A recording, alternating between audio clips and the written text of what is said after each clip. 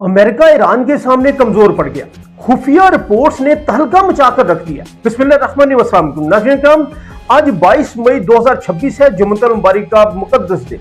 और आज middle east की जंग से ऐसी खबरें सामने आई हैं जिन्होंने वाशिंगटन, तेल अवीव और पूरी दुनिया के पावर सर्कल्स में एक बहुत बड़ी हलचल मचा दी है।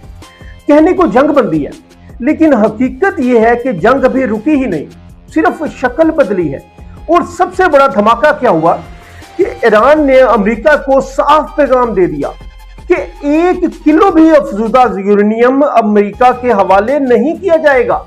दोस्तों, मैं जानता हूं आपका वक्त बहुत कीमती है, लेकिन आज की वीडियो आखिर तक जरूर देखिएगा, क्योंकि आज हम सिर्फ दावे नहीं बल्कि वो रिपोर्ट्स भी डिस्कस करेंगे जिन्होंने अमेरिका के अंदर से उसकी ताकत पर सवालात खड़े कर दिए। नाज़रीन किराम, कभी कभी जंग मैदान में नहीं हारी जाती बल्कि ज़खायर खत्म होने से हारी जाती है। सबसे पहले आते हैं ईरान के ताज़ा तरीन ऐलान पर। रिपोर्ट्स के मुताबिक मुज्तबा खामनेई की जानिब से वाज़िह पैगाम दिया गया है कि ईरान अपना एनरिच्ड यूरेनियम किसी भी सूरत अमेरिका या किसी तीसरे मुल्क के हवाले नहीं करेगा। और यही वो नुक्ता है जिसने पूरी नेगोशिएशन को खतरनाक मोड़ पर ला खड़ा किया है। क्योंकि अमेरिका क्या चाहता है, वो जब से जंग शुरू हुई एक ही ऑप्शन बार बार दे रहा है और एक ही उसका टारगेट है कि यूरेनियम लिया जाए। वो चाहते हैं कि ईरान के पास मौजूद एनरिच्ड यूरेनियम खत्म या मुंतकिल कर दिया जाए, लेकिन ईरान कह रहा है कि ये हमारा हक है और ये ईरान में ही रहेगा। और दोस्तों, यही वो लम्हा है जहां अमेरिका और ईरान की कन्फ्रंटेशन सिर्फ डिप्लोमेसी नहीं रही, सर्वाइवल स्ट्रैटेजी बनती जा रही है। जब एक मुल्क दबाव में भी झुकने से इनकार कर दे तो आलमी ताकतें परेशान होना शुरू हो जाती हैं। अब जरा अपनाए हॉर्मज की सूरत-ए-हाल देखते हैं। स्टेट ऑफ हॉर्मज दुनिया के सबसे अहम समुद्री रास्तों में शुमार होती है। दुनिया की तेल और तजारत का बड़ा हिस्सा यहां से गुजरता है। लेकिन अब रिपोर्ट्स ये दावा कर रही हैं कि ईरान और ओमान दोनों मिलकर यहां एक नया टोल सिस्टम लाने पर बात कर रहे हैं। एक ऐसा तो उसका मतलब सिर्फ मुआशी फायदा नहीं होगा बल्कि स्ट्रैटेजिक कंट्रोल भी होगा अगर ईरान और ओमान मिलकर ये प्रोजेक्ट करते हैं। और यही वो चीज है जिसने अमेरिका को मजीद परेशान कर दिया, क्योंकि एक तरफ अमेरिकी सदर डोनाल्ड ट्रंप कहते हैं कि हॉर्मज पर मुकम्मल तौर पर हमारा कंट्रोल है, और दूसरी तरफ वही अमेरिका ईरान से मुतालबा कर रहा है कि रास्ता खोला जाए। तो नाज़रीन, सवाल ये बनता है कि अगर कंट्रोल बाकी अमेरिका के पास है तो फिर अमेरिका खुद रास्ता क्यों नहीं खोलता? ईरान को दरख्वास्त करने, उसकी मिन्नतें करने या धमकियां देने की क्या जरूरत पेश आती है? ताकत के दावे आसान होते हैं मगर कंट्रोल साबित करना मुश्किल होता है।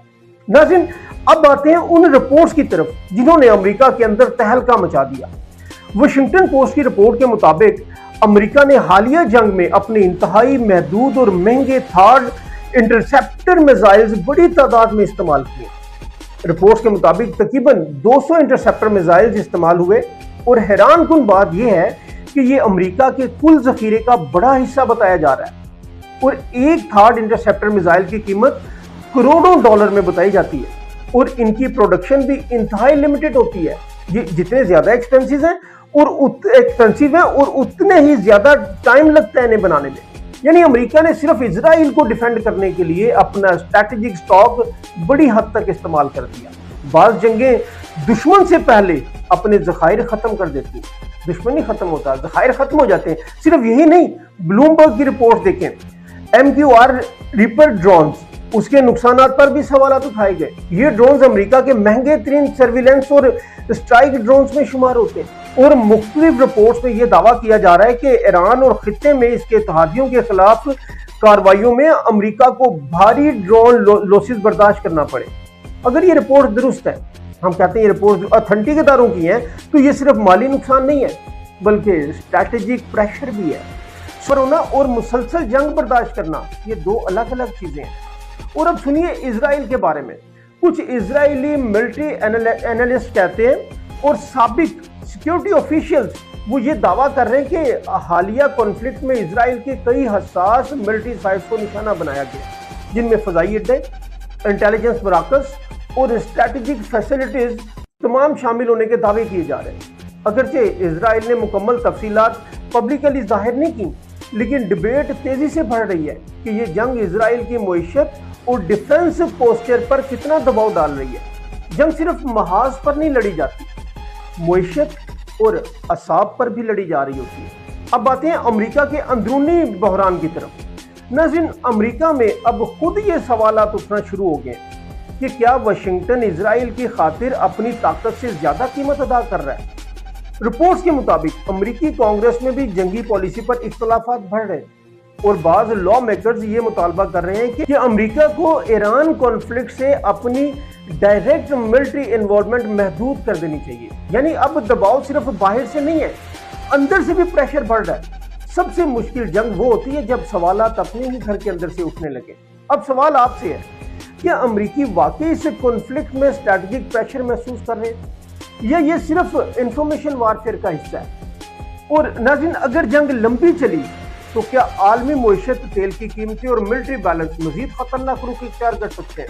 اپنی رائے کمنٹس میں ضرور دیجیے گا، اور اگر آپ چاہتے ہیں کہ ہم آپ تک ایسی ہی deep geopolitical analysis, hidden military reports اور دنیا کے بدلتے ہوئے طاقت کے توازن کی اصل حقیقتیں لاتے رہیں تو بھی چینل کو فالو کریں اور سبسکرائب کریں۔ ناظرین، کیونکہ اگلے ویڈیو میں ہم بات کریں گے اس خفیہ منصوبے کی جس کے بارے میں کہا جا رہا ہے کہ اگر ایران نے اسے ایکٹیویٹ کر دیا تو دنیا کی سمندری تجارت کئی ہفتوں کے لیے مفلوج ہو سکتی ہے۔ اپنے دوستوں کا، فیملی کا بہت خیال رکھیے گا۔ اللہ حافظ۔